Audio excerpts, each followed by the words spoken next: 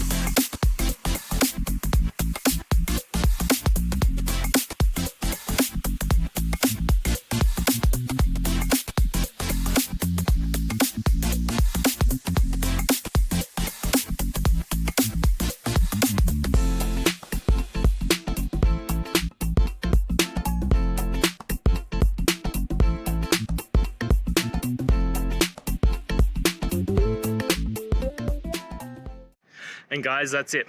I hope this video has helped you and get you through to that resolution you needed. If it did, please, I'd appreciate it if you hit subscribe. Now, until the next time that you need technical help, I hope you have a good one. Cheers.